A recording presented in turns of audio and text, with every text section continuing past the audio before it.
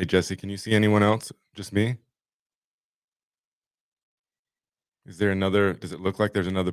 Okay. I still can't see Niketa. I can't see you, Niketa. Can you hear me, Niketa?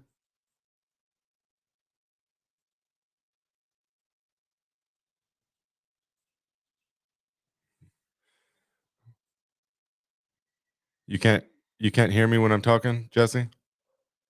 Alice can hear me. Oh, just heard Can you something guys come hear on. me Is now? that?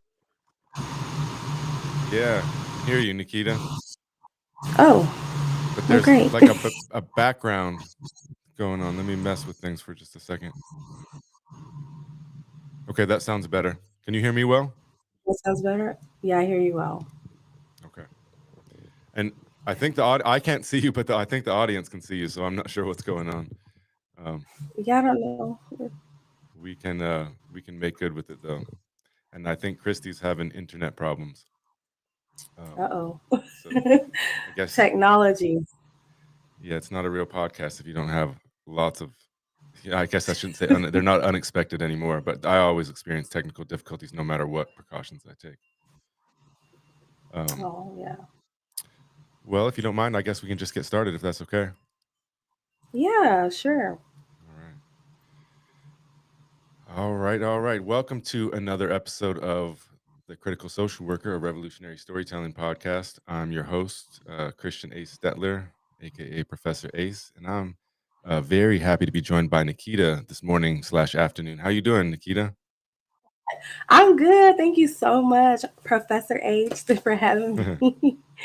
And I'm so excited to be interacting with the audience too. I see they're live and popping. So, yeah. I see some of them in there too. And yeah, no worries about being late, David. We appreciate you whenever you can make it. And glad to see Renee, Jesse, Alice, and if I haven't missed anybody else in there. Um, But I'm very pleased to be joined by Niketa. It's one of those interesting ones where I'm going into it and I didn't know you, Niketa, when we first uh, connected on Zoom yesterday. And so I never yeah. know what to expect. When I met you though, I felt really heartened and I knew that it was going to be a really positive conversation just by the spirit that you kind of embody and put out in our through just the few short moments that we had together. I'm glad to hear that. I'm excited to get into our dialogue today. Yeah. Where are you joining us from? So currently I'm located in Jackson, Mississippi. Wow. I don't really. I feel like I don't really live anywhere because my heart is in Jamaica and Miami, and so while I'm here in Jackson, I'm keeping my eye on the hurricane that's heading towards Jamaica right now. So prayers and positive vibes to Jamaica as Yeah. they're gonna weather that out. So Yeah, I haven't been following it. I sometimes out here in Hawaii, I get so disconnected from the news of what's going on in the rest of the world, and so I'm going to take a look at that in Jamaica. Like I said, my wife has roots there. Although she was born in the UK, her dad was born in Jamaica, and so we have a lot of roots there. And kind of trying to recreate our own culture in our family. Coming from a multicultural family, we've yeah, incorporated so many things from Jamaica and Rastafari and different things like that. And so our love heart that. is over there in Jamaica as well. Yeah. So prayers for them. Hopefully, it's not as bad. Yeah. We've got Christy coming back on, although I can't see her either. Are you there, Christy?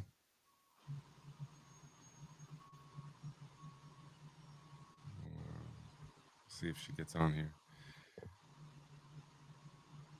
All right. Sorry, it's kind of confusing for me because I'm seeing the screens, but I don't see anybody All there. right. Um, well, Niketa, what's on your mind today? What's on my mind today? Yeah. Oh man, just honestly, just like the concept of like the preservation of land and how that is important to people. I know it might be random, but like I'm very, very much passionate about like what can we do um, now to sustain our future as we move closer and closer and deeper into like tech. And so, how can we find that balance of like the advancement of technology, but also, preserving our land and actually preserving energy and all of that. So that's kind of what's been on my mind this week, you know. Yeah, I think that's very interesting. We have Mhm. like when we're talking about land and place, just in this podcast, we're all over the place. I'm in the big island of Hawaii. You Mhm. and Christy are, over closer towards the East Coast. We're talking about Jamaica as well. And most of my students are going to be in Alaska, which also has big land issues. I think here in Hawaii, people are priced out of the land. Native Hawaiians, Kanaka Mhm. Maoli, are priced out of the land to a large degree.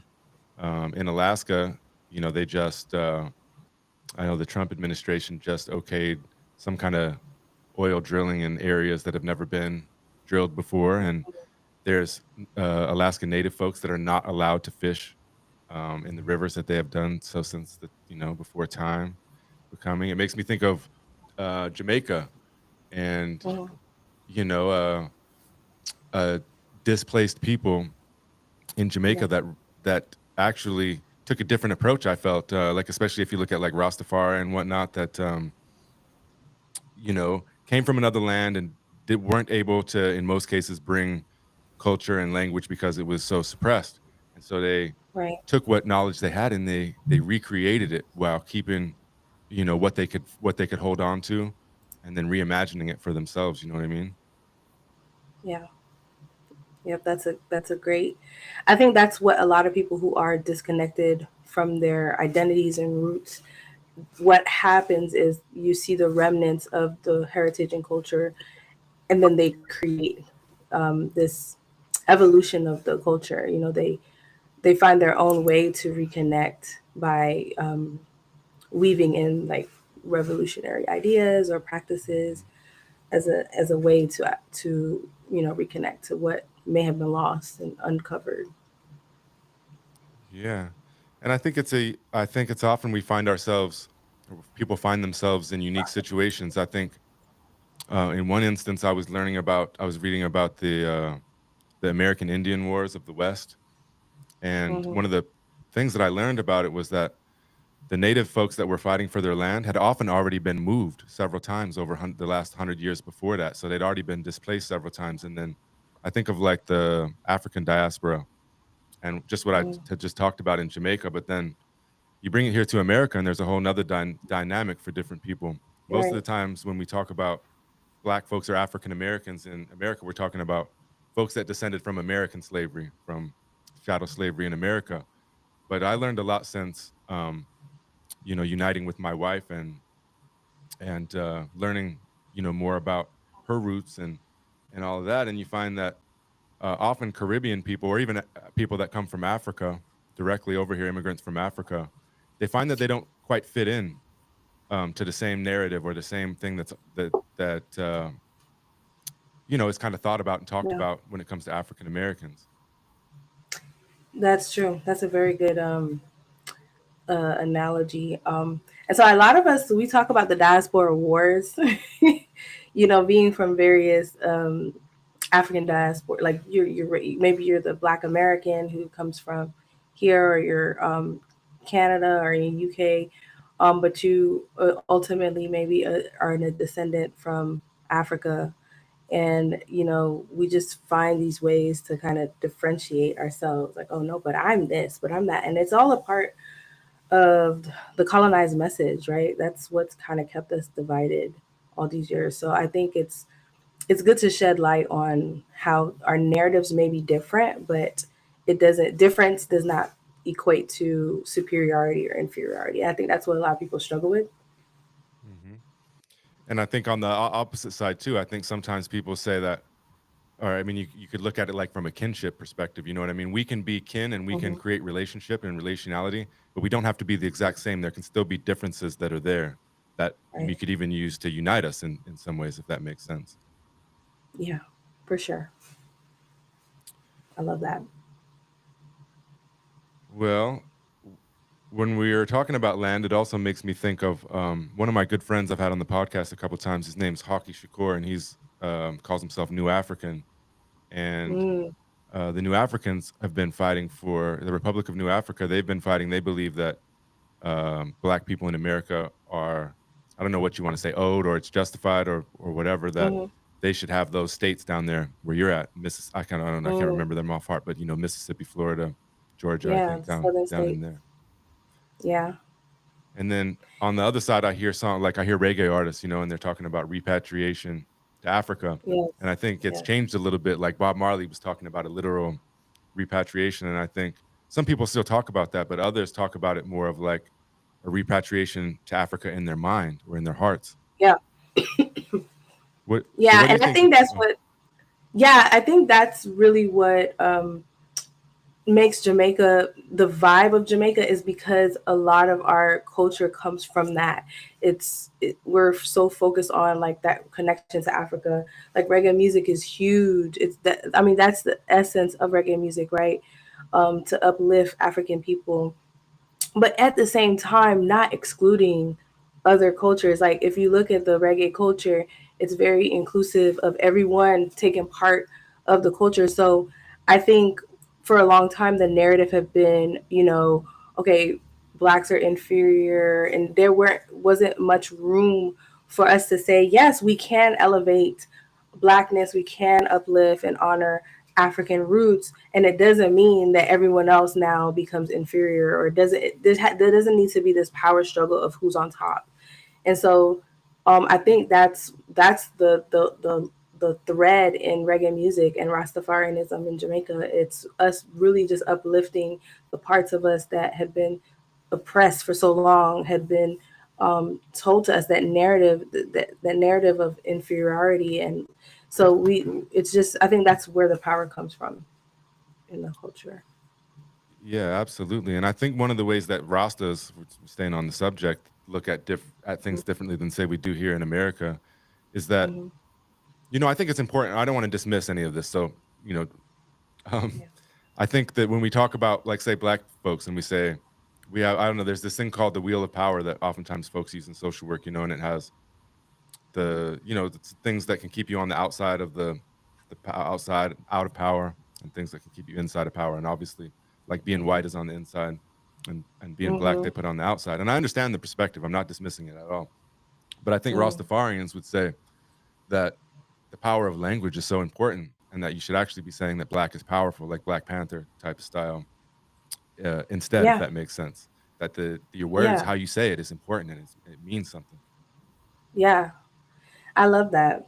I love that. Yes. Very intentional, very connected. I think another thing, going back to the idea of land, right? And how Hmm. this idea of sustainability, I think that's what also makes Rastafarianism and any culture that's very similar to the preservation of our land, and like seeing humanity as connected to other parts of nature. I think one of the problems that we have as humans in humanity is that we feel so separated from nature around us, the rivers, the trees, and things of that nature. We find ourselves, or we believe ourselves to be superior to that or outside of that. But if we could see ourselves connected to nature, we care for it as we would care for our own bodies. And I think if we just keep our mindset, where we care about nature, we care about every aspect of this planet, everything on this planet belongs, and just treating it as such, I think we'll have a different approach and,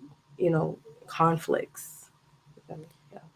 Yeah, I think that was beautifully said, and I think that goes back to what I said about kinship earlier. And I was talking about, like, cross culturally, but a Mm-hmm. lot of indigenous traditions, indigenous lenses, ways we're looking at the world, are going to look at animals and the earth and nature as Right. our kin. And if we looked at that as kin, we wouldn't treat the animals and the earth and everything in it so poorly. You know what I mean? Mm. Yeah, for sure. It's so much to unpack with that. Mhm. I don't know if you guys have had the conversation with maybe someone in like climate action or anything, and from that perspective, but it's a very, I think sometimes we see culture, like for me, I in my work I bridge culture with healing, because what I found in social work is we don't really talk about culture beyond like cultural competency. How can you make sure that you're understanding cultural humility when you deal with a client, but do we actually value culture as a necessary part of care? And so that's some of the things that I'm looking at and looking to amplify the importance of culture, which because culture holds your narrative, right? It holds your identity. It holds who you say you are. If you look at various tribes, like the names they bear, they mean something, you know, and so that speaks to us that that's a major part of our mental health and our wellness, you know. And that's why I love us as social workers, because we look at the person in environment and the whole person. We take that Mhm. approach. And so for me, culture is very important to look at as a part of care. Yeah, and I think a problem in the West in America, maybe in the entire, I mean, maybe in the entire globe, depending on where you're at. But obviously, America has a lot of people that have come here in the last several hundred years, um, and I think it's been incentivized to leave the culture behind, whether no matter who you are. I mean, Yes. sometimes it's even punished. I Yes. mean, oftentimes Yes. it's even punished. But even amongst like the variety of Europeans and whatnot, they've pretty much been incentivized to leave the old cultural norms and cultural Yeah. practices and traditions behind. And like somebody, I think somebody like me comes into it, and if I look growing up, I had no idea of any kind of roots like beyond the previous couple generations. Um, Yeah. and then when I look, it's kind of like all over the place, and I'm thinking, well, it's interesting that just in that amount of time that something or a variety of things happened that made us forget all of. I mean, maybe not all of it, but made us Mm. maybe a better way to say it is it made us think that we don't remember it. Yeah. Yeah. Yeah, I think I think that that's a good point. I've always noticed how in the American culture, like it's just like almost looked down upon if you're of another culture. If you like, I grew up in Miami, right? Miami has a huge immigrant population. Like we're all just there, right? But still, I've heard like I remember growing up hearing like the reaction to someone speaking another language, like Spanish, right? They get Mhm. so upset at someone speaking their language, their home language. It's like offensive, and so a lot of immigrants come here, and like you said, they kind of put their culture on pause because it's just safe. It's just we have to acclimate to this new culture, because if we elevate and uplift our culture, that means we're not grateful for this opportunity here in America. And so yeah, it's Mhm. just been years of living through that as a Caribbean Yeah, and person. it makes me think of my own time growing up. I grew up in Utah, mostly white, Mhm. white, especially when I was growing up. It's changed a lot now, but especially when I was growing up, mostly white people, and then the next largest group would be people from Central and Latin America. And Mhm. growing up, everybody, like adults, just referred to them as the Mexicans. And then I grew Mhm. grew up and started to learn more and get to know more people, and I'm realizing that hey, most of these people are not. I mean, not maybe not most, but Like, many of the people are not Mexican. They're El Salvadorian, yeah, they're Colombian, they're Ecuadorian, they're right, all from all over the place. With they may most of them may speak Spanish, but they probably also have indigenous languages and so much diversity within it. And then it makes me think of Africa too. In America, we almost always just refer to Africa as this big, like one country or something like that. right, It's very rare that folks actually distinguish between the different countries, right. and even more rare that folks even know anything Mm. about the different countries. It's so funny that you that now that you mentioned that, like I remember having a conversation. I went live with someone, and I remember talking to about language. Like he was trying to create this app that preserved the languages of Nigeria, because Nigeria has like over 500 different languages, but they're being lost to English. Um, and so that's what we're seeing in a lot of these cultures, like in Africa. The languages are being kind of erased because English is just like the language that you want to speak. And so I've spoken to so many people like in Nigeria, and they'll tell me, yeah, you know, our language, like their English is called pidgin. And so that's PIDGIN. Mhm. So it's like pigeon English, that's what they call it. And so when most people in Nigeria, when they explain what pigeon English is, they'll say it's broken English. And so I tell them there's nothing broken about that. Like that is your language. Own it as our language. Don't try to make it seem broken. Even Jamaican patois, I correct everyone. If they say it's broken English, I correct them and say no, it is language of Jamaica. You know. And so I think language is powerful, And by even that simple um, moment of saying, no, this is our language instead of this is broken English, it is a powerful way to reclaim, parts of your culture when you do that. So I think it's interesting. Yeah, and I have one of my mentors. He's on my dissertation committee. His name's Dr. Amana Mbise, and he's from Tanzania. And we were Mm, talking on the same podcast a while back, talking about language, and I can't remember how many he said, but there were obviously a lot of different indigenous languages in Tanzania. And he said that the mm, government was actually uh, actively trying to get rid of the indigenous languages and have everybody speak English and Swahili, um, because they yeah. view the different languages as divisive. And so they're, in their words, they're trying to unify the people. But I wonder what gets lost with each, Hmm. language that disappears or gets forgotten, or you know what I mean? Yeah. A lot gets lost because there are words in different languages that you can't, it's not in another language. Like there are words out there in other languages that mean something that we feel in English and we don't have a word for it. And so, I mean, language is really, really powerful. That's a whole Hmm. topic, linguistics and all, which that's not my expertise, but I'm very passionate about like just preserving everyone's heritage because it's just a very powerful part of who you are, and it's something that you can draw on, you Hmm. know. And I think we don't have time to go cover it here, but I think most of us here in America and maybe elsewhere that speak English speaking countries, you think, well, wouldn't it Mhm. be great if everyone just spoke English? Because I want to understand everyone. And, it's kind of it can be an innocent thought, especially when you have that Yeah. as a kid. Yeah.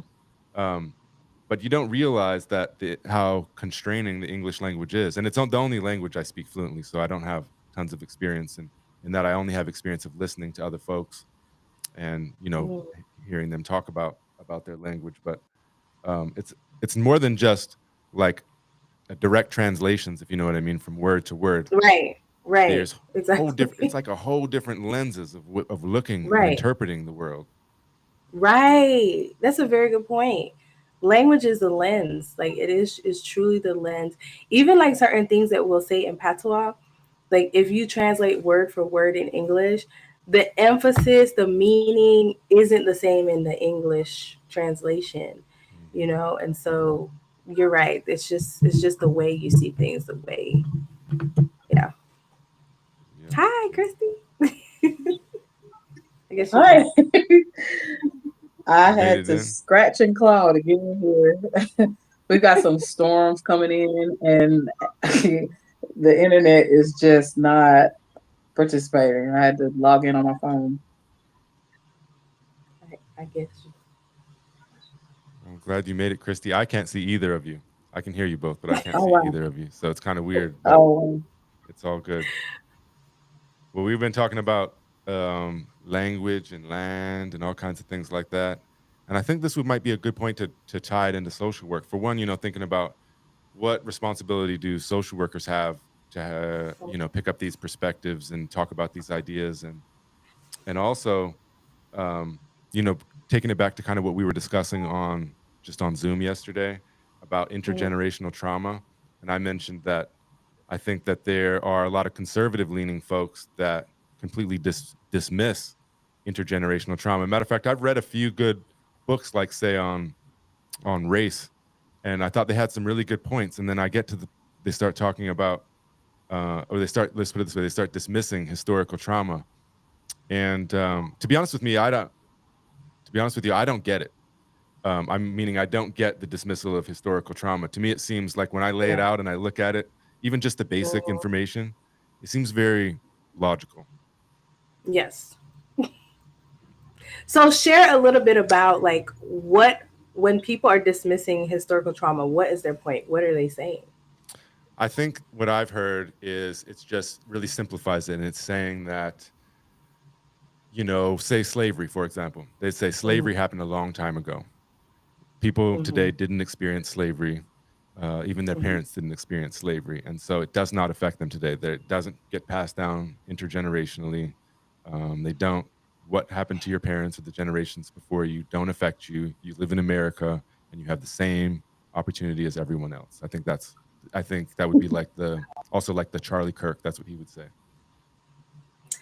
Wow, that Mm. definitely sounds like people who are living in a box or in like maybe a predominantly certain area that where they don't. So I live in Jackson, Mississippi right now, and I grew up in Miami, right? And it wasn't until I came to Jackson, Mississippi, where I really fully realized the reality of this country when it comes to racial trauma. There are certain things that's happened in Jackson, Mississippi that I'm just confused. Like, why are people leaving? Because there's a huge brain drain, I guess, here. Why are people leaving? Why are these schools shutting down? Why this? Why that? And so it's easy to like judge that from a when you come from a community that's basically ran by the immigrant community, right? In South Florida, we run it, right? The immigrants, right, are Mhm.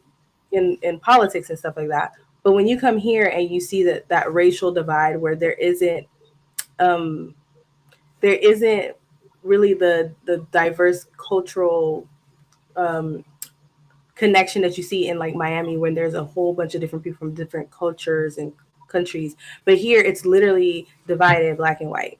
Like literally people are afraid to come to Jackson because why? Yes, there's crime. There's crime. But I'm a person I'm an outsider and I live here and I think a lot of it, the narrative that's pushed is just a little bit more inflated than than people want to admit. But I think it's easy for you to hold a narrative when you haven't experienced other people. So like for me, I didn't realize again the gravity of what the country deals with when it comes to racial issues until I came to Jackson. Like my lens was that of a Caribbean person, and usually that's the narrative from a lot of uh, immigrant people. They come to this country. We say this is the land of the free. There is no excuse. You now are amongst equality and opportunities, but then you do see some of the roadblocks that people face as people of color, immigrants. So I think it's just really, I think people should get to a place where they are willing to actually talk to other people in other walks of life. I think if you're not willing to do that, why should you have an opinion about the challenges different identities and cultures face in this country? Yeah, and what do you think? Like going back to social work and thinking about just your average social worker, I think they come in to this scene, social work scene, and they're often talked about in competencies. You mentioned earlier, like cultural competency, and I'm not a believer in cultural competency. I don't think that you can be competent in a culture. I've lived among different cultures and been integrated, and I feel nowhere near competent. I feel like I'm Mm, humble and I want to learn more and mm, I'm accepted, yeah, but I don't feel like I'm anywhere near competent. If that makes sense, I'd be a yeah, fool. I'd actually think I sound like a fool if I tried to sound mm, competent, if you know what I mean.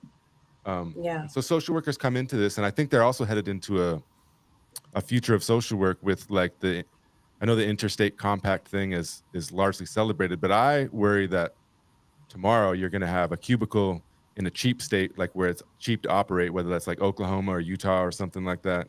And then hmm, you're going to have folks that are trained in cultural competence, and then they're going to be seeing like indigenous clients in Alaska and elsewhere because it's cheaper to operate in the other states, if that makes sense. And so yeah, they're going to be trained on cultural competency, but they're not going to be prepared to really help all types of groups of people, if you know what I mean. So what's our right. responsibility? What do we got to do to get where we need to be? Yeah, that's a very tough thing, and I think the compact license is going to pose a lot of complicated issues with that. That's one of my concerns too. Like being able to yeah, it's nice to operate in different places, but I think what you just mentioned is a very serious concern, and I think as social workers we have to reevaluate this concept of cultural competency, like you said, and really I've always been a social worker that operated from the perspective of the client being the expert. That's just how I was trained. But I've noticed a rise in social workers who come into the field thinking that they're the expert, and I think Mm. I just don't see that as beneficial because you can get like your own emotions, your own biases will get in the way. And so I think what we need to do as social workers is to spend a lot of time investing in understanding bias and understanding, yes, we want to understand the cultures, but also being intentional about finding those social workers who do hold to these various identities and cultural perspectives, and actually allow them to spearhead things, allow them to lead in certain initiatives. Because to be honest with you, most of the clients that come see me, I would say about 80% of the clients that come see me because I am a Black woman, or I'm a Caribbean woman. So the Caribbean community really get excited when they learn I'm Caribbean. So we're seeing a rise of clients who are starting to choose their providers based on, excuse me, based on their own lived experiences, because they Mhm. want to be understood.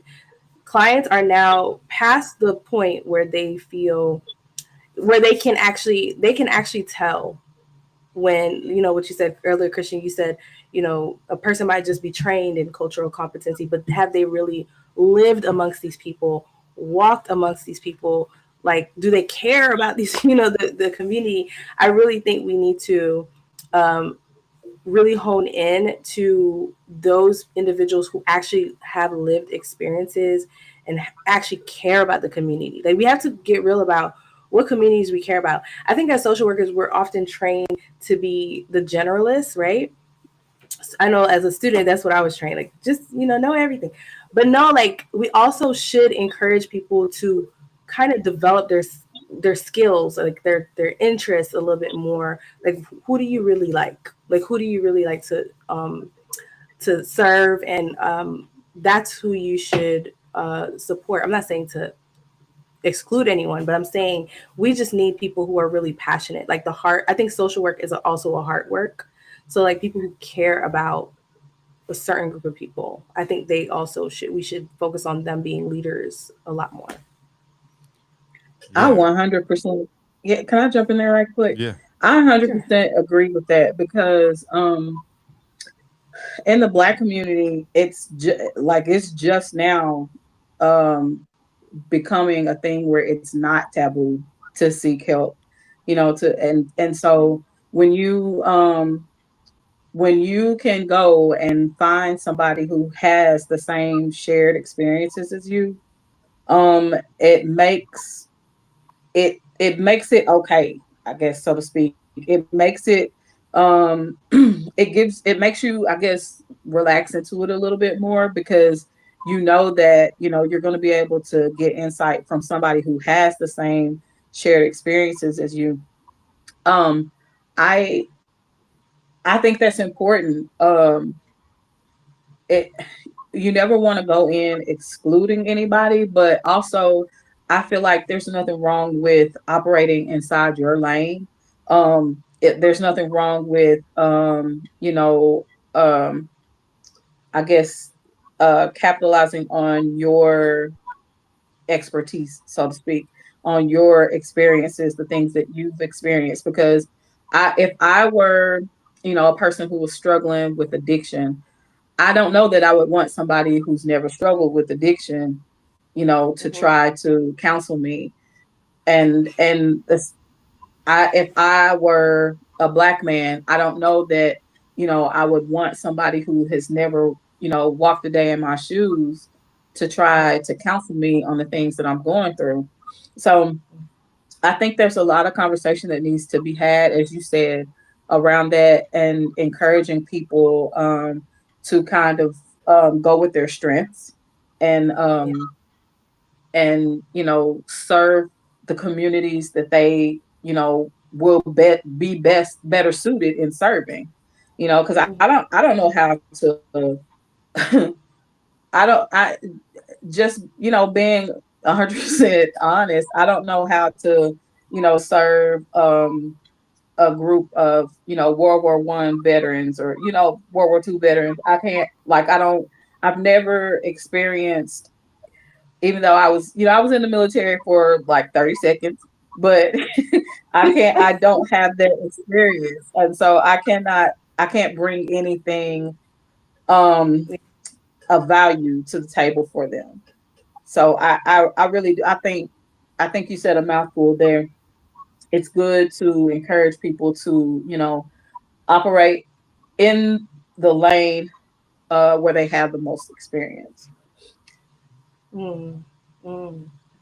Yeah, but for me, when I was an early social worker, right, Christy, I Mhm. actually, my first ever experience was in recovery. I had never been in recovery myself. I've never been addicted to drugs or alcohol, but that was I loved working in that field.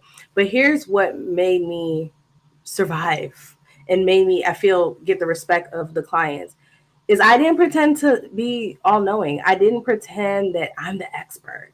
I actually gave room Mhm. to like, look, I don't know what it's like to be in your shoe, but I can see that it's really hard. I can see your family loves you. I can see that you're trying so hard.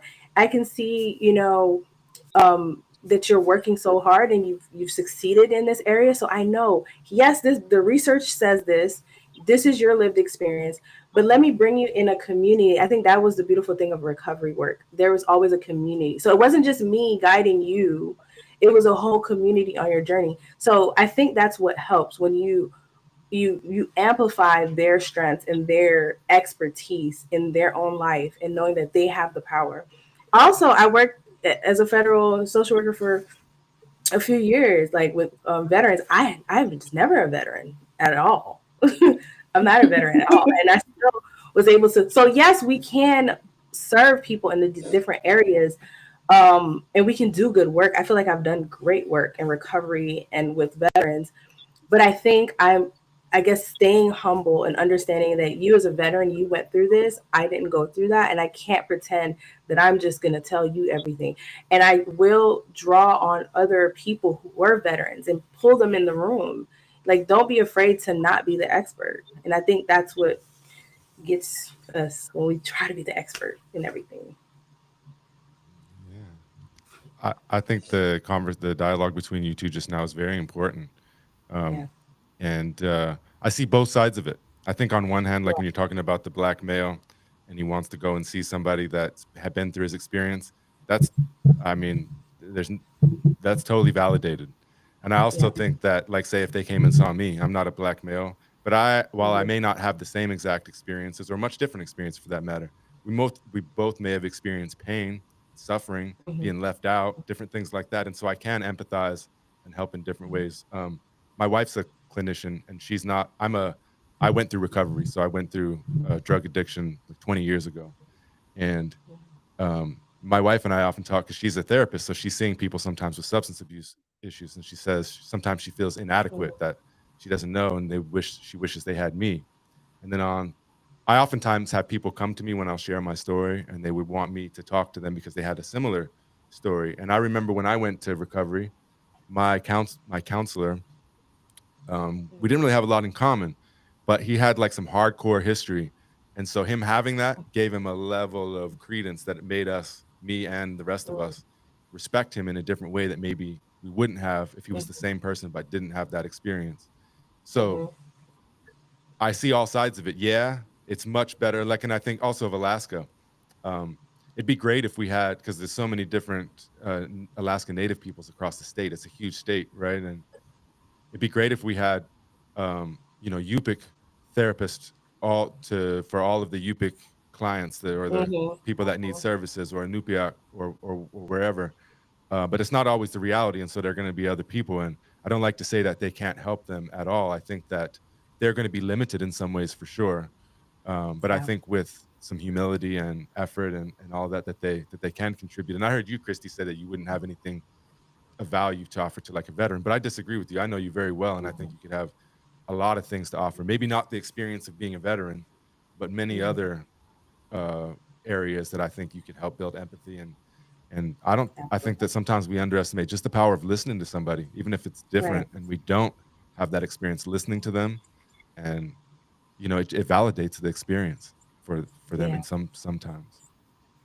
I love that.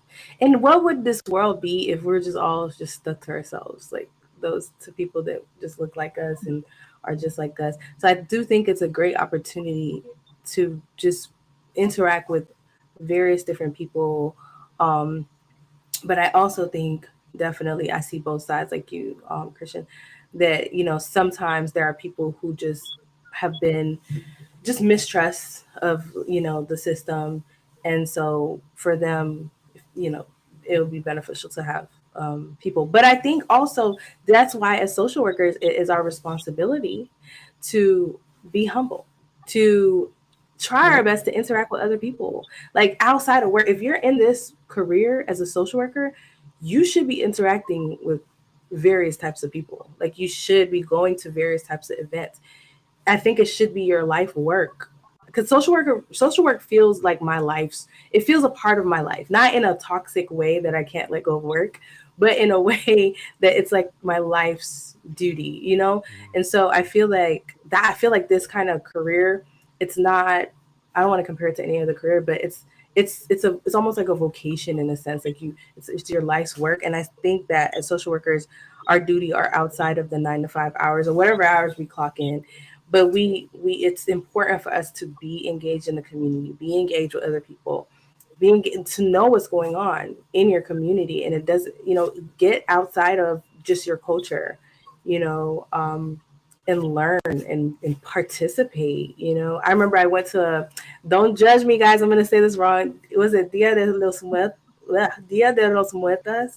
Okay, y'all know what I'm saying. But the Day of the Hmm. Dead, in the Mexican, and I think there's some other cultures that honor it. It was I went to one, and it was such a beautiful experience. It was humbling to be invited into another space that's this sacred thing that's happening. It's almost like you have this reverence because you're in someone else's space.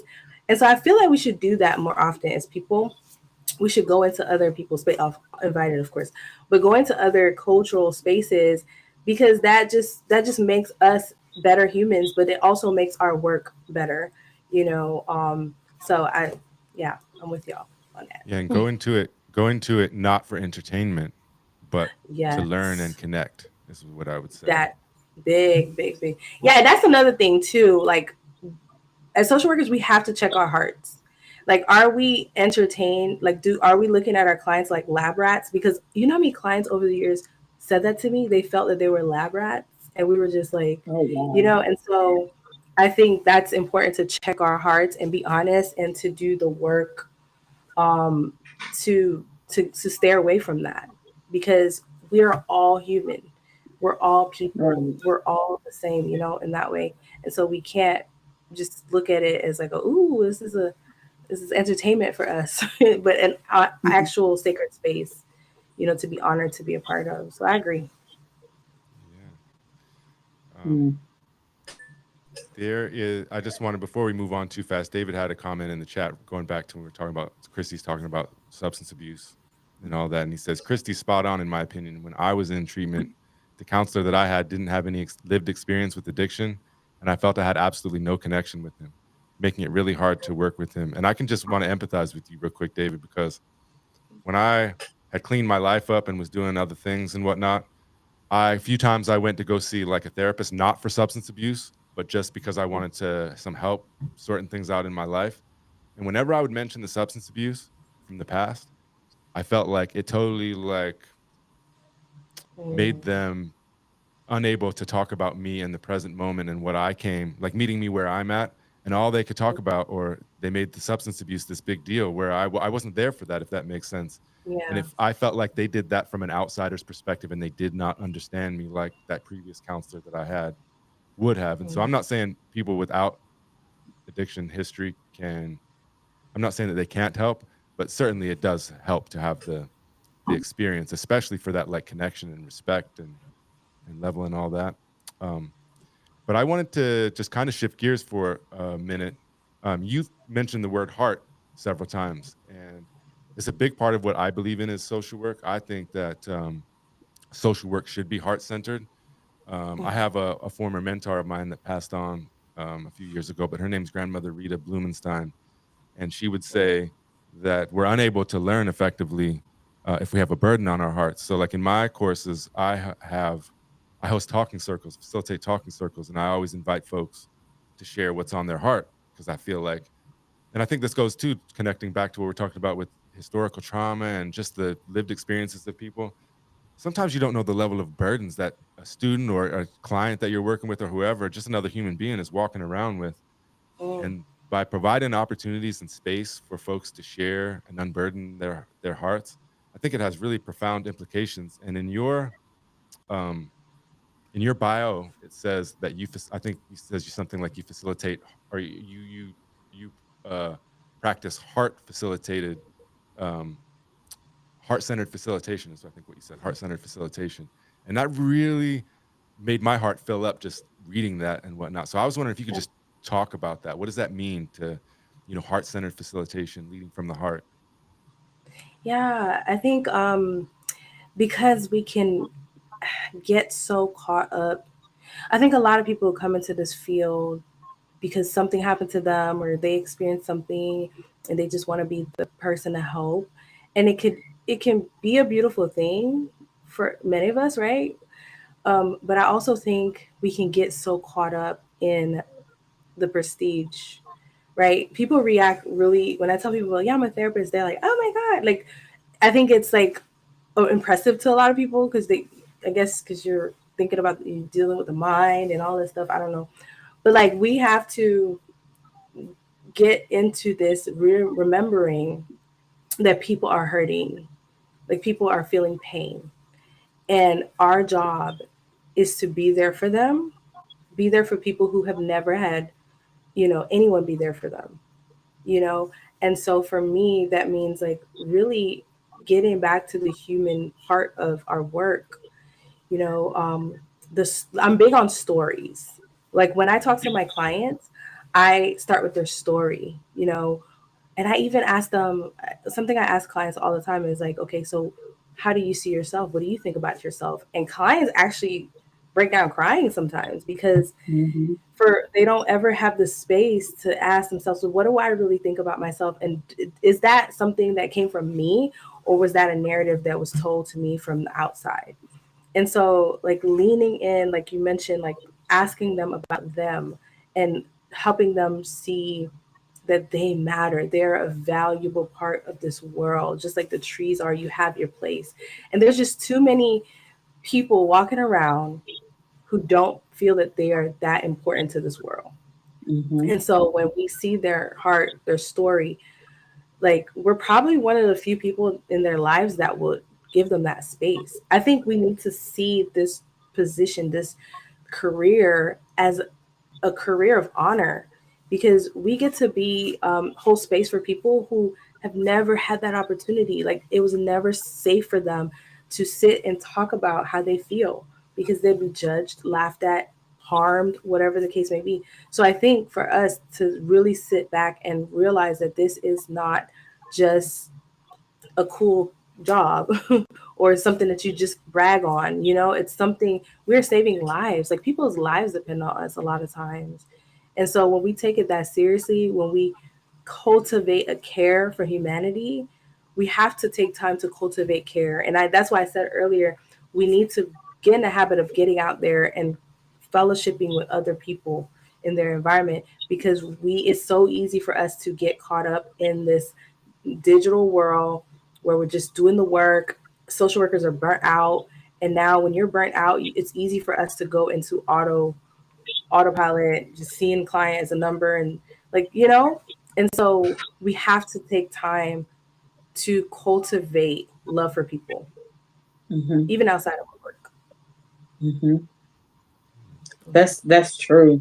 That's so important. That's something that I encourage everybody to practice. That's something that I practice myself because I understand that you really have we all really have the ability to make or break a person.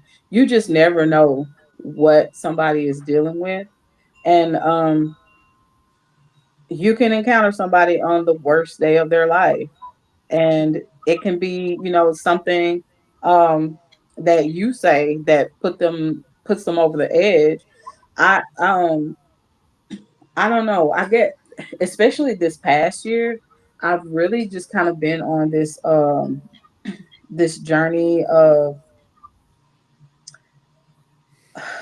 I don't know, just I'm going deep within to try to, rid myself of all of the things that are stopping me, from um moving forward and being effective in the world. And I don't know. I just, as social workers, especially, I think that it's important to I think it's important to, um have a really good relationship with yourself, and really uh know what's going on with yourself, because um I think that a lot of times kind of affects the way that we show up in the world, and we can't really be efficient if we have a whole lot of things weighing us down. And then also, with you doing the work on yourself and like looking within yourself, it's easier to help somebody else understand how to do it. It's easier Yeah. to be able to relate to others and help them to understand how to get there, and understand that, hey, it's okay. What you're going through is hard. I get it. I understand, but you can find your way back from it. Yeah. It's beautiful. I think there's Yeah. Um, someone comment. Yeah. Yeah. Jesse says, what would be a good way to recognize when you're stuck in that bubble? A lot of people probably don't even realize it's happening, or are attuned to that disconnection. That's a good question. What do you think Okay. about it? So, Yeah. What do you huh? think, Nikita? What do you think, Nikita? Oh man. I think that you're right, Jesse, that we live in a society where we it's just like normal to kind of do the mundane thing, go through the motions, right? And Mhm. so I think the first step is realizing that the masses are going through the motions, they're constantly scrolling, they're what like just notice that and accept that this is what it is. And I think you have to make room in your life. Like I get a lot of clients who, they're like, what do I do with all this stress? And then they have 1,000,010 things that they're doing. You got to get rid of that stuff. I know, like, I'm not a full minimalist, but I really love the concept of minimalism because Mhm. I love experiences. Over I get so frustrated when I have to manage things. Like if I start to notice that I have too much to manage, I will start getting rid of them. But I know that's not everyone. Not everyone can do that. But I would love it to see if more people would get rid of stuff because we're managing stuff. We're managing, juggling all these things. We're never going to. We keep trying to mitigate that. We're mitigating the overflow of stuff that we're doing, and we're trying to figure it out. But reality, what we need to do is let go of a lot of the stuff. Let go of managing the stuff around you. And I'm not saying be irresponsible. I'm saying be honest about what is it that you can let go of. Do you need all them clothes? Do you need to go out every single weekend? If you are trying to make sure your money's all right, maybe going out every weekend, maybe you need to be creative a little bit, do some free picnics or something. So be creative and really be in real life. Like what can you do to be in real life? Disconnect from social media. And I know this sounds cliche and like simple, but it's a very hard thing to do for most of us, right? So I really think being attuned is disconnecting from the digital world, all the chaos of what we have to do, and just give yourself a day. Give yourself a day where you don't do anything and you're focused Mhm. on being in real life, being with your kids. It's so funny. I remember one time I left my phone, right? And I had my kids with me. And I was like, guys, what am I going to do? And my daughter, she was 6 at the time. And she said, Mommy, you could just do what we do. We don't have phones. And I was like, oh yeah. And then this is the sad part. I literally had to ask her, so what do you do? And she said, just look around. And I really think it's a pandemic. this being in our phones. And I think if we Mhm. can really just spend more time outside, walking, connecting, like having friends over, have a no phone rule, something where you're staying in the present moment. And I guarantee you we'll see a lot more of us moving more into connection, feeling connected and grounded when we are actually living in real life. Yeah, That's I think it was real cool, the analogy tying it to a house, because I think it's the same. You can't put Mhm. something new in your house if you don't have enough space. If that makes sense, you got to make space for it. And so I think oftentimes people will be saying like, "I need this. I need healing. I need this. I'm Yeah. afflicted by this, this, and this." And my question often would be, "What do you have any space for it? You got any Yeah. space for the healing? You got any space for the positivity?" Because I think Mm. that stuff, what you're talking about with the phones, if you look at the timeline of it all, not that long ago in human history, we got what we learned from our people, whether that's our parents, our grandparents, our aunties, our uncles, other people that lived around. You got the information from them. Then you got put in front of my TV. I'm sorry you can't see over there, but I'm pointing at my TV. Um, then the TV gets introduced, right? Stuff like TV and radio and whatever, and people are captivated. So it eats up that space, the open space. And then you fast forward to today, and all the space is gone because when you're walking around through your backyard, you have your phone, you're Yeah. checking your emails and your Yeah. texts. If you're outside, you're not connecting with the person on the streets because you're looking at your phone, and so are they. I went hiking a little while ago, a couple weeks ago with my kid, and almost every teenager that I passed had earphones in, had AirPods in, and didn't acknowledge us. And I'm thinking, well, like, Yeah. that's kind of the point, right? To be out here in nature and to hear and see and experience the what's going on. And so it's that captivated mind. If we don't have space for it, you can't fit any healing in. And I'm a victim, I'd say victim, or like this is my transgression as well. If I could do anything, if I could name one thing I could do to improve my life, it would be to have some way that I could get rid of this. And it's really hard. You need it to go to the Really it hard. airport, is. you need it to buy things, whatever, you need it for all Yeah. kinds of, I need it to log into the university. And so Hmm. if we could figure out a way to have less of this and more of, I know we're on a screen here against, but just talking to each other, Hmm. being relational. When you go outside, get your work and all that stuff out of your mind and your phone out of your mind, and hear the wind blow through the trees. Notice the bird that's up there, notice the person that's walking by. And it's really hard. So I'm empathizing with everybody. It's really, really hard. It's really hard. But the It's more really hard. that you can do that, the less you can get away from these things that we're so addicted to, which is suffering as well.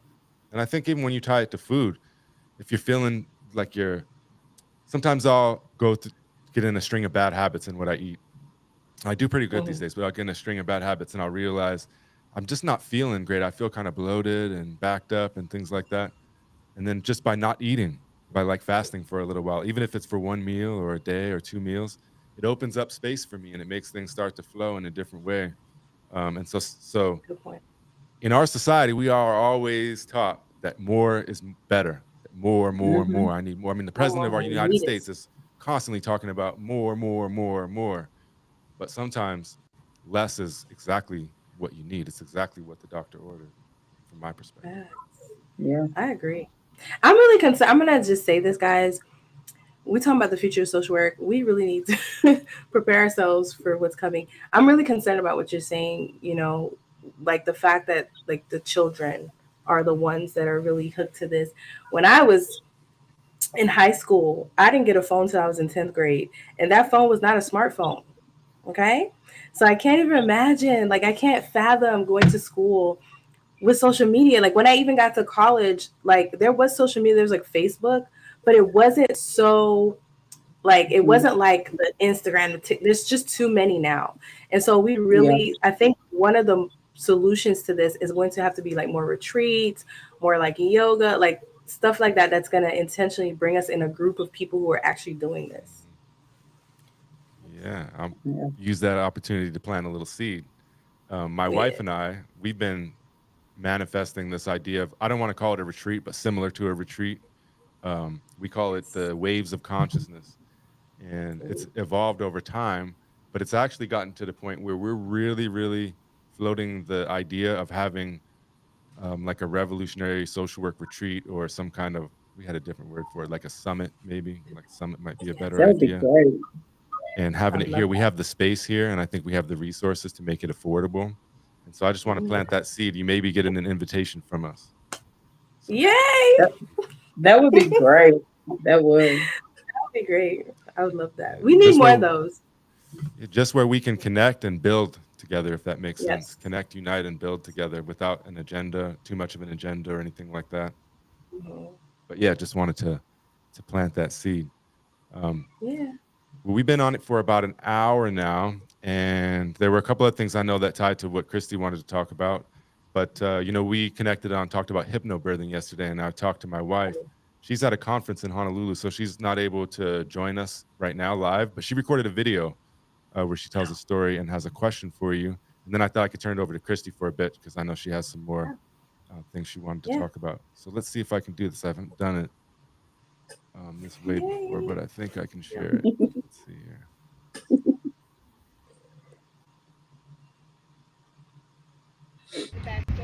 Hey Niketa, this is Alicia. I would have loved to be able to call in today, but we are on Oahu at a conference.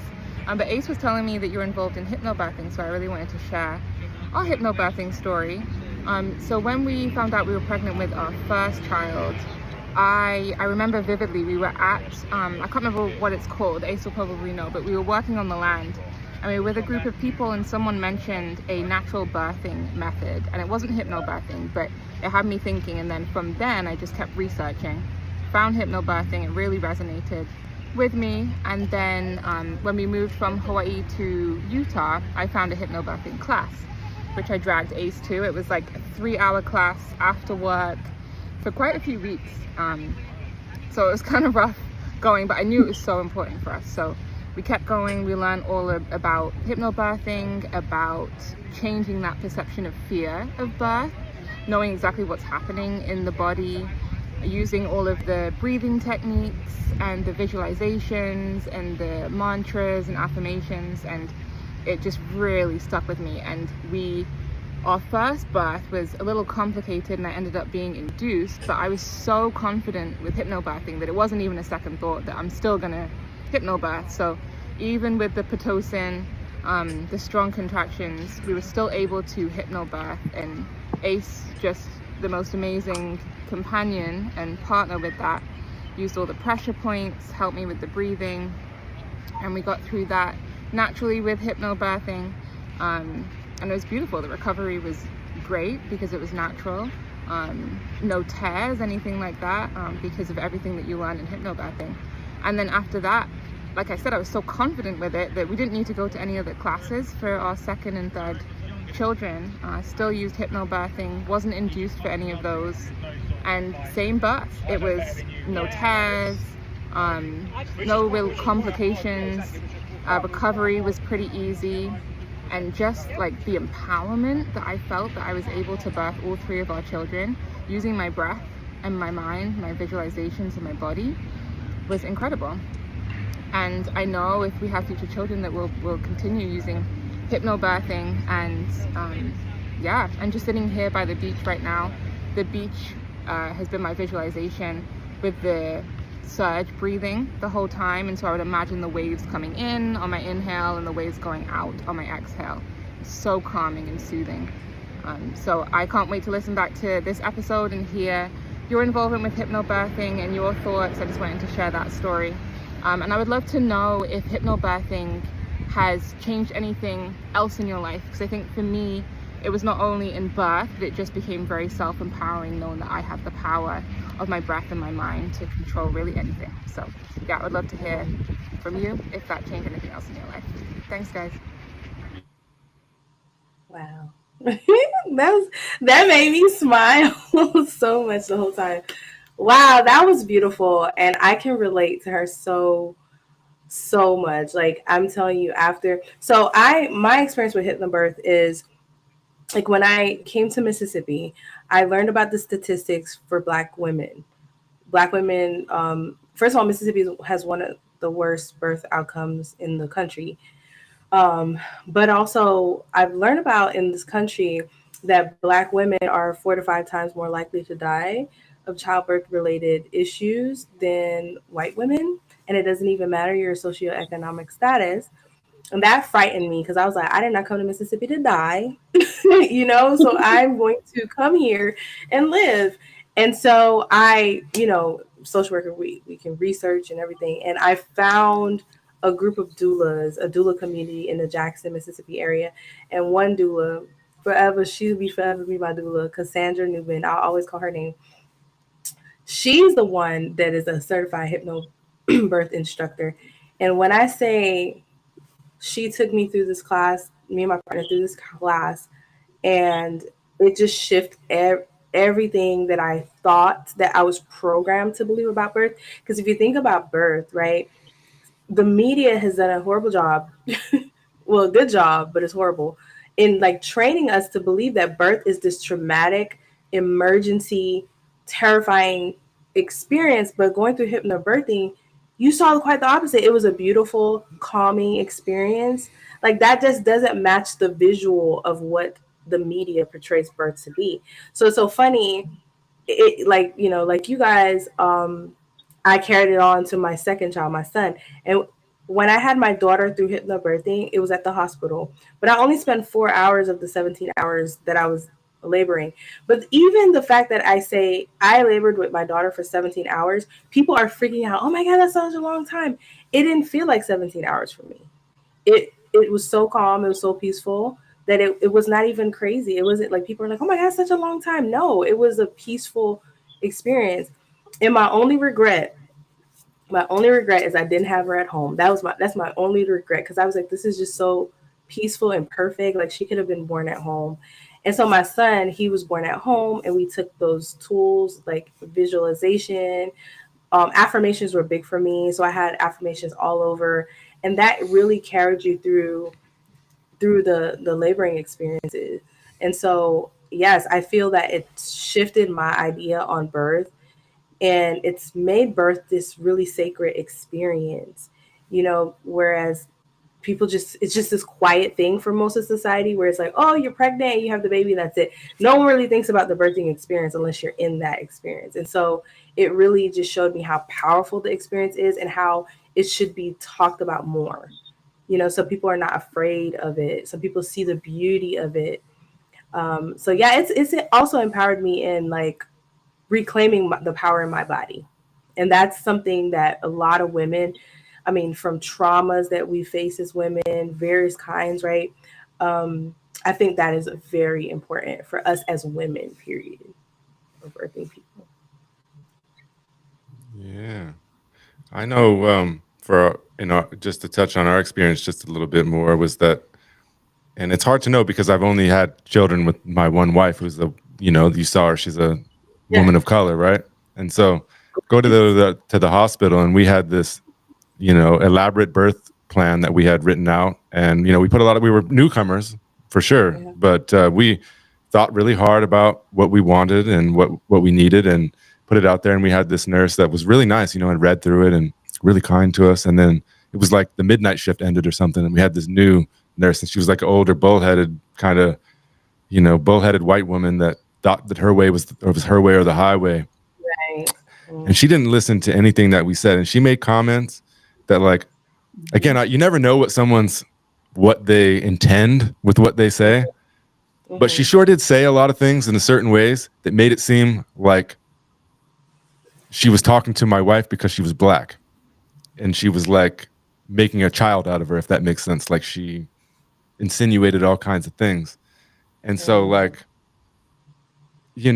I can understand how like a black woman or a woman of color could go in and feel like they're being treated like an infant, like a child, that they don't have control over their body, that this elaborate birth plan that this woman with a master's degree wrote out is not relevant. I mean, so what if you came in there and you were like lower, like in a perceived lower class, right? Like you were poor and in Yeah. poverty. How would you be treated then? It just makes Exactly. me really empathize and try to have compassion for folks that are going through those kind of experiences. It's a reality. Even in Mississippi, I've experienced it myself at a gynecologist. This lady, I think my blood pressure was like a little elevated, but not. It wasn't even like pre hypertension, and I was just like, should I be concerned? And you know what this lady said to me?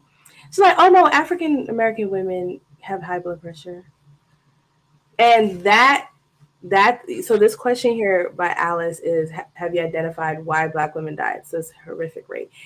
That is one of the reasons. There is bias in a lot of providers who are not people of color. They have biases. They expect certain things. Oh yeah, Black women have high blood pressure, and then when Black women have, um, high blood pressure after preeclampsia, right after birth or during pregnancy when they're having that high blood pressure, they're not taken as seriously. When Black women are complaining of certain things, certain pains, they're not taken as seriously. And so if I didn't experience that, like, I would have just never, like, when I'd still be in shock that this is something that Black women do face. So you're right. If you're perceived as poor, best believe that you're going to be treated. And that's why doulas are so important. I would never birth in a hospital without a doula. I wouldn't. I just wouldn't, because your doula is your voice. And for those of us who don't know about labor, let me tell you something about labor. You are in another world when you're in labor. You're not present. Like, a birthing person is just not, when they're going through labor and they're in that real transitional phase, they're just not in a place to be making these decisions. That's why a birth plan is so important, because you get to decide what you want in a sound mind. So when you're in labor, you just focus on labor. You just focus, and the team should be the ones that's saying, okay, this is what they want in their birth plan. Let's adhere to it.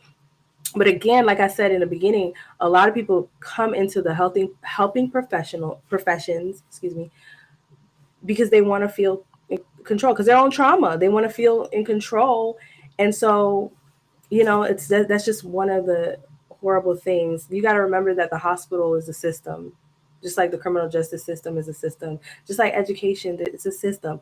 So, like, a lot of times people come into these systems to control. I'm grateful I'm too ignorant to know that Black.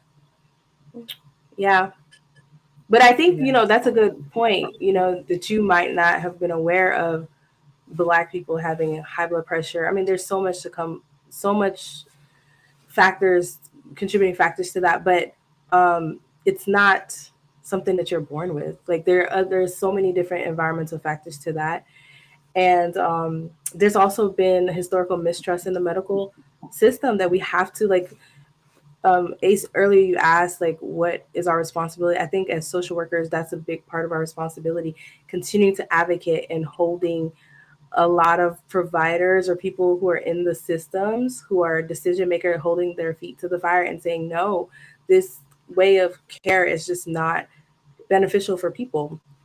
And I think that's really where we come in as social workers, to working alongside advocating for these things. But yeah. Yeah, you're absolutely right, Nikita. And to piggyback off what you said, for Alice's benefit, there historically, historically in the medical profession, they taught people to believe that Black people didn't experience pain the same way as other people did. So oftentimes when Black women come in and they're expressing their pain or they're expressing their discomfort or whatever, a lot of times they are not believed. I have my own horror stories. I had one situation where my one of my sons was born on Christmas, and I had a whole birthing plan, and because the doctor wanted to go home and be with his family, he totally ignored everything I asked. That's such a I'm trauma. saying to you, yeah, yeah. I'm saying to you, I do not want Pitocin because it speeds the contractions up too fast. And I'm seeing you, like I'm seeing you hang the Pitocin. So I'm just like, and what ended up happening was my contractions were coming back to back to back to back, no, without any relief. So, um, Mm. yeah, there's a lot of that there, unfortunately. But I do want to commend you for your work as a doula. It's so well needed. Um, Can you tell us a little bit more about your work as a doula? Sure. So currently I operate more so in the advocacy education part of my work in birth work. So I own a social impact consultancy agency where I do, trainings and things of that nature, um, serving as like a community advisor and things of that nature to support programming that to ensure trauma informed, appropriate, culturally responsive care and things of that nature. So I have been trained. Oh man, I've been so fascinated with like birth and understanding how to improve birth period. So I'm a trained perinatal yoga teacher, so I know how to instruct for prenatal postnatal yoga, which is very important, which is something that I use a lot in my work, my doula work, because getting your body ready, that's important. But I've also been trained in traditional Moroccan postpartum care, which is such a beautiful tradition, and it's so connected with so many other cultures. And so basically, in this, like you'll find it in a lot of other indigenous cultural practices with postpartum. You'll find that it's very opposite than the Western way of being postpartum. It's a lot more slower. It's a lot more like intentional with the foods and the temperature and what mom will be doing in those first 3 days or first 40 days. And so it's very intentional and centered on that birther, you know. And so I love that because I didn't know this postpartum. Had I known this, I would have had such a more relaxing postpartum period. But my job is to really bring us back. Like I operate from the philosophy of Sankofa. This is a philosophy from the Akam people in Ghana, and it basically means to go back and get it, go back and fetch it. So I operate in the philosophy of going back to the wisdom of our ancestors. What were some of the practices that we um, engaged in, and how can we bring that back to move our future forward? How can we integrate that into this new world, because this is a new world and the world is ever changing.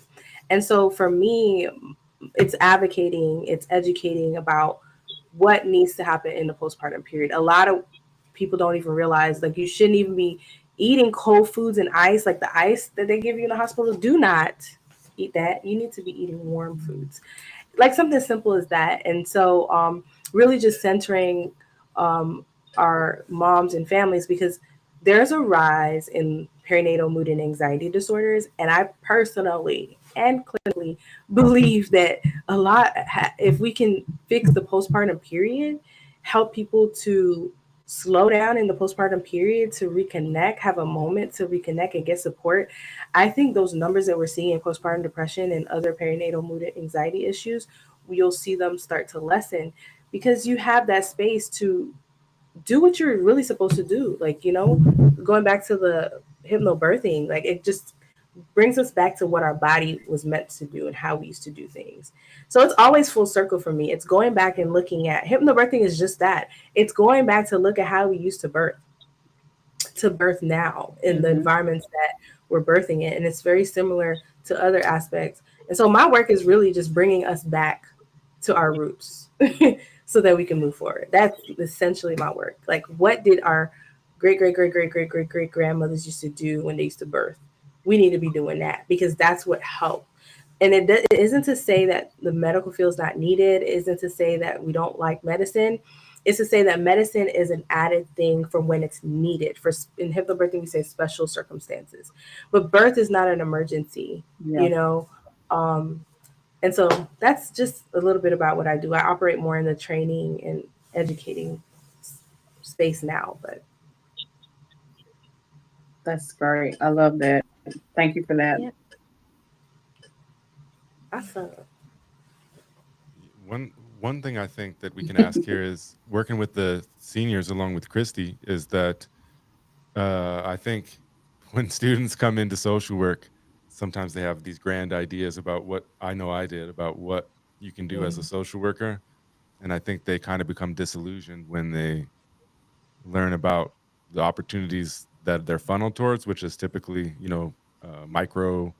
Hmm. Uh, Not saying therapy is bad or that case management is Hmm. bad, but folks are just only and not only just like a therapist, but toward like a mainstream type of therapist job. And so a lot of the Hmm. students, the seniors, have been asking, like, what are some other outside of the box opportunities? And I think just some of the things you're talking about are outside of the box that I think people would Yes. it would make some people's hearts and minds light up to hear about that they could do that and still be a social worker. Hmm. Yeah, Mhm. that's a good point.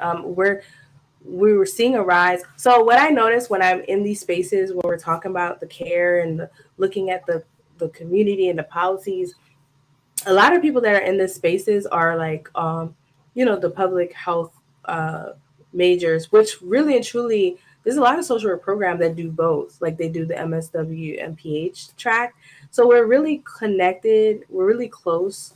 Our work is very close, and so social workers have a very unique approach where we look at, like I said, the person and environment. We look at the person holistically. We look at the various resources. For me, how I know I'm a true social worker is because I really, really hone into like culture and how that is a major part of our Mhm. wellness. And so, yes, you can definitely work in the sector of uh, maternal health or birth work as a social worker. I think it fits perfectly, actually. You just have a different approach. I think social workers, like when you look at the birth work, it's a team. It's always a team effort. It's never just individualistic. It's a team effort. So Mhm. you have maybe the midwife or the doctor and the family and the other families that might be a part of it. And then you have your doula. You might have a yoga teacher. You might have a chiropractor, you know. So it's so many people that's a part of the birth team and social workers. And then also you got to think about the traumatizing things that can occur.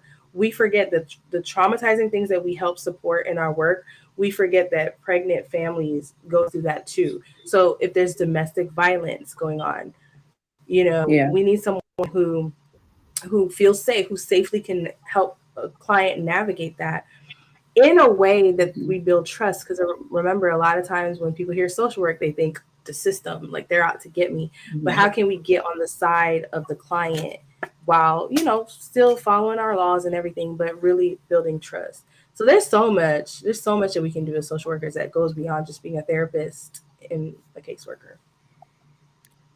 Yeah, and I, Mm. I would just add that it's up to us to reimagine what social work is and to Right. make that change by talking about it, by thinking about it, by doing it. And so, if you want more opportunity, if you're a student or whatever, a big beginning social worker or whatever, a disgruntled social worker, and you say that like I'm not satisfied with the opportunities available to me, you are an agent of change and you have the power to manifest Mhm. different Yeah. opportunities in social work and to create those. It's just going to take the work of thinking about it and imagining it and putting it forth. You know what I mean? I know Christy is one of those Christy, we're going to talk to Christy in 10 years and Christy's going to be telling us about how, I finished up my BSW and got my MSW and I still felt that there wasn't the right path for me. So I made my own and here's where I'm at. I got this, whatever, my own business. That's what I'm going to see Christy Yeah. doing in 10 years. I promise you. Hmm. That's a good point.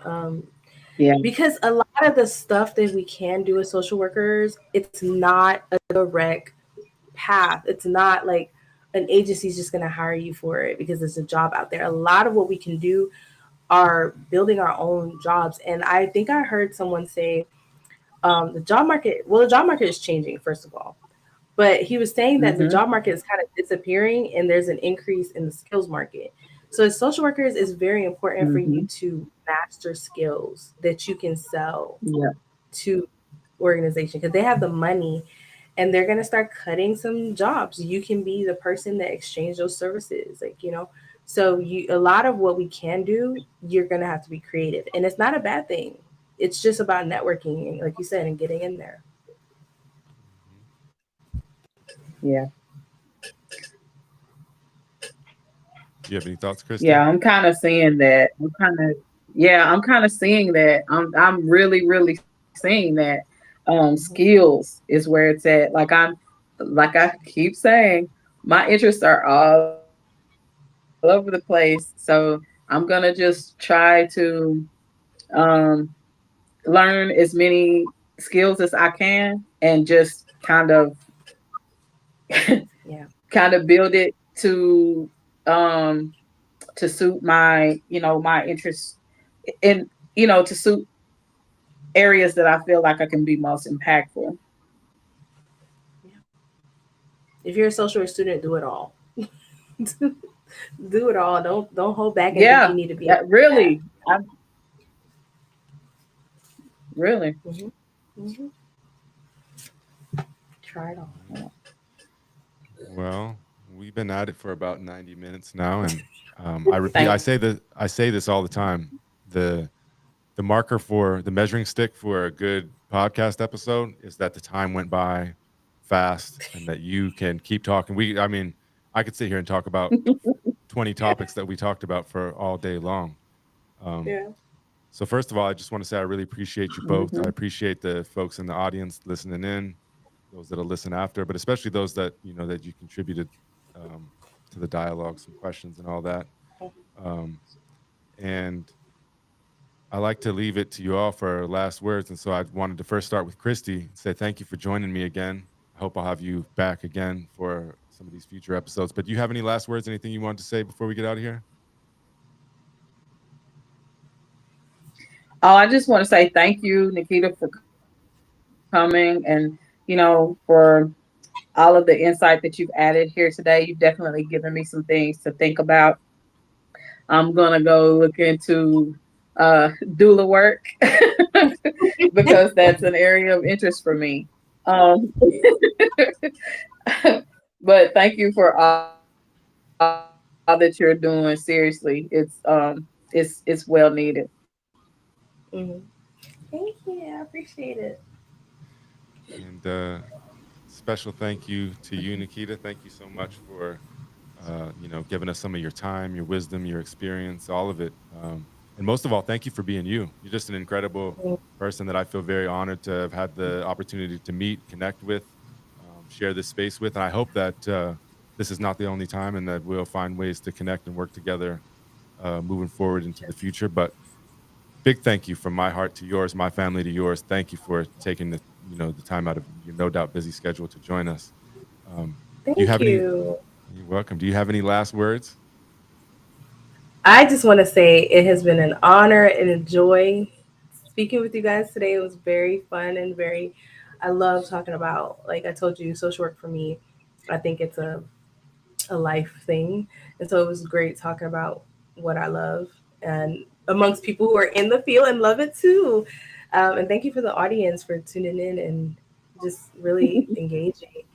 For me, I just say, for us, for the new social workers and the old social workers, just remember that social work now, a big part of social work is the preservation of humanity, because it can just be so easy to be disconnected, and so I think a big part of our work moving forward will to keep people connected to humanity and this real world, right? The real world, and so just remember that we're about preserving humanity, and thank y'all for doing the work.